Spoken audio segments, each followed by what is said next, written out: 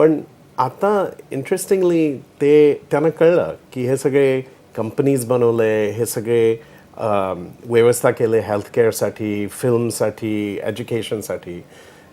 आपल्याला पर्पज बघायला पाहिजे आणि काय तुला खुशी येते त्याच्यात ते करायला पाहिजे. आणि ते शाळेत नाही शिकवत.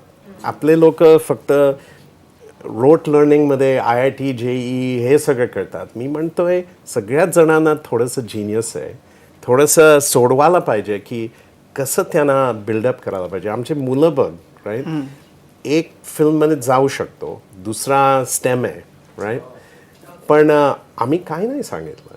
आम्ही सांगितलं की तुम्हाला हवं ते करा राईट.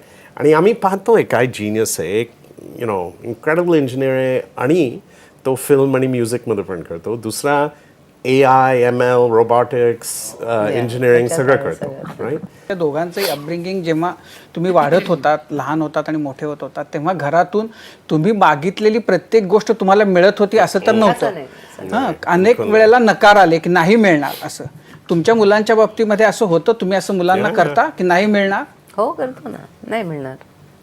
आणि तुम्हाला माहिती आहे की ते एक मी पाहिलं आहे, ते कॉलेजला जाऊन आता दोन्ही कॉलेजला गेले, आम्ही एम्प्टी नेस्टर झालो, पण ते मला विचारतात काय घेऊच्या आधी आणि त्यांना वाईट वाटतं की जास्ती पैसे घातले. तर त्यांनी एक मी शिकलो एक माझ्या मेंटर्सहून की तू काय शिकवलं तोंडाने ते एक आहे, ते बघून शिकतात ते जास्ती आहे. आणि आम्ही असे वागलो तर ते मुलं शिकतात त्याच्यातून.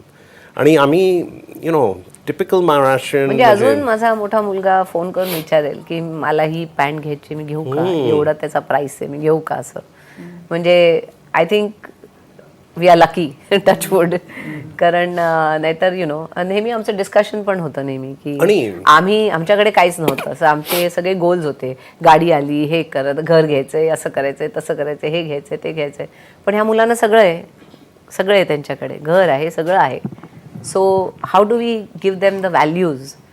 तेव्हा राम म्हणाला की अरे दे वॉच यू, तू किती हार्डवर्क करते, मी किती हार्डवर्क करतो, ते बघतायत, ते शिकतायत, ते बघून शिकतायत सगळं. पण मुलांना परत आल्यानंतर मुलांना परत आल्यानंतर कंटिन्यू म्हणजे ऍडजस्ट करताना प्रॉब्लेम नाही आला की ट्रॅफिक आहे, लोक आहे, तिथला अप्रोच आहे, बोलणं आहे, सगळंच? नाही, कारण धाकटा 6 वर्षाचा होता, मोठा 8 वर्षाचा होता जेव्हा आम्ही इथे मूव्ह झालो. आणि माझे आई वडील माझ्याबरोबर राहायचे, तर त्यांना पण खूप इच्छा होती परत इंडियाला यायची. कारण ह्याचे पेरेंट्स 40-45 वर्ष तिथेच आहेत, तर त्यांना तिथे त्यांचं लाईफ आहे त्यांचं.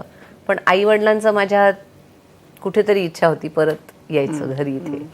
तर हां, तर ती पण एक इच्छा. मुलांना पण मला I wanted to show them की ते कल्चर आपलं कसं आहे, कसे राहतात, राहणसहाण कसं आहे.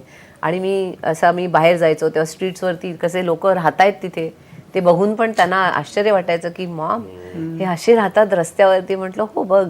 त्याच्यामुळे मी तिथे जेव्हा सांगायचे की तुम्ही वेस्ट करू नका, जेवण असं टाकून देऊ नका, काही सगळं प्लेटमध्ये घेतलं की ते संपवायचं असतं वगैरे, असं सगळ्या गोष्टी.